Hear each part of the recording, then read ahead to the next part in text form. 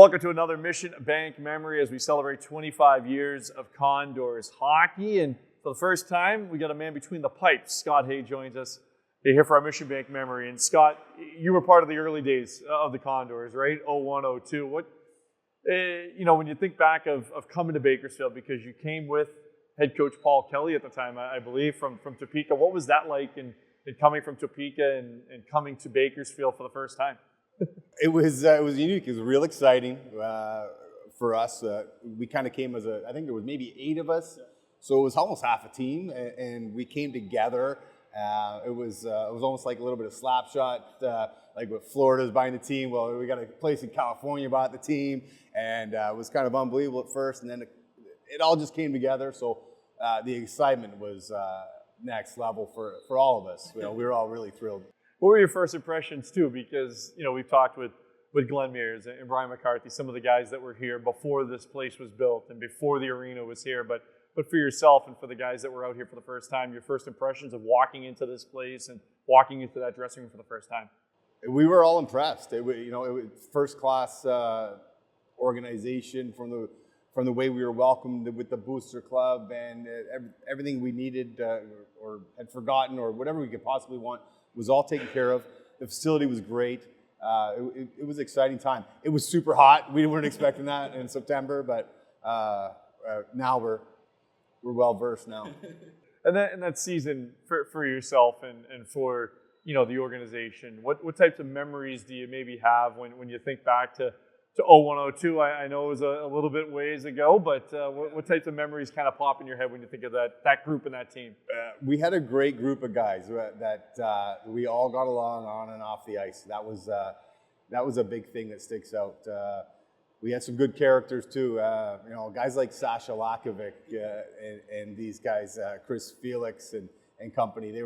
They kept you on your toes, and there was never a day that went by without even Paul Kelly cracking some kind of joke that had everybody in tears, or a prank. It never ended, it seemed. You remember anything on the ice specifically? Anything that kind of sticks out when you think of a memorable moment from being on the ice here in Condorstown? There was one game in particular that because I'm in the building so much here now, I still think of this. A week doesn't go by I don't think about it. It was around a Christmas time break because my sister and her boyfriend Keith were here. And I played, and I had a good game, and I got first star of the game. So Chris Peace was here, and you go with the microphone and the interview at center ice after the game. Well, Chris said something, but I didn't hear him. It was loud, and I didn't hear him. So my sister and Keith had gotten engaged, whether it was Christmas Eve or New Year's Eve, I can't recall. But I know that had happened. So I looked up and with the microphone, and I just yelled, "Welcome to the family, Keith. Congratulations." Well, if it wasn't for the banister in 107, Keith would have hit the ceiling. He was jumping up and down, and I still see him now when I walk by that section, Keith jumping up and pumping his fist. So that's a really cool memory for me. And now one of the coolest things about your career is all the work you've done off the ice, post Condor's career, and the work you've done next door and growing the game. And I mean, hundreds, if not thousands of kids have, enjoyed the game of hockey or skating or figure skating over next door. Can you maybe talk about how that came to be, and your role at the Ice Center and your role developing the junior Condors programs and the youth hockey programs and the in-house programs really since day one here in Bakersfield? Well, it's been a real good hockey community effort. Everybody has done their part. And collectively, we've had a goal to keep the game alive and grow the game the best we can. It's a tough market to grow the game in, but we've managed to at least sustain. We have peaks and valleys, but to introduce the kids to the game, it has been a real joy. There's a vibrant hockey community here, not just as spectators, but as participants now. Whether it's little mites, or we got guys playing in Sunday League that are well into their 60s. So the game's for everyone. That's going to be our motto. The game is for everyone, and being able to get to the point where we now have even a special needs team, that's been really successful, and it's something we all take a lot of pride in. How cool is it too? And you've been here a long time, but how cool is it to have that fraternity of Condor's alums, not only that you've hung out with and been able to keep in contact and remain close friends with over the years, but these are guys that have coached for a number of years as well too. And a lot of the kids that have gone through, your kids that have gone through the programs, have been coached by former professional athletes basically their entire way. Yeah, no, the hockey community, I think, is fortunate, and that's not lost on them. They all realize that that everybody's out there giving back to the game.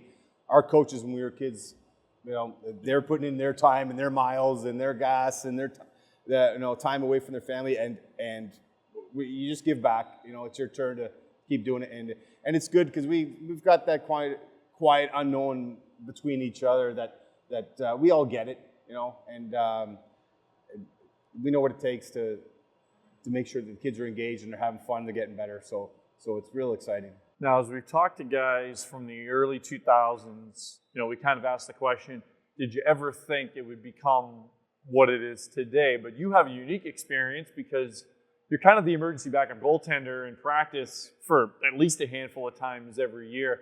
So you get firsthand knowledge of what's going on that ice. What have you thought about the growth of the team itself and to see guys that are here in Bakersfield one day and in the NHL the next? It's remarkable. It's remarkable. The talent, yes, sometimes I end up on the ice and I don't know how much longer I can do it, but it's fun when I do it.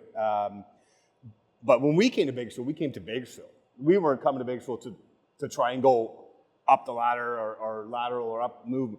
And to see these guys here now, we're sometimes like Bakersfield Condors are trending, and the movements are coming up, and you're talking to Bugsy one night here, and then you're watching them on Hockey Night in Canada the next night.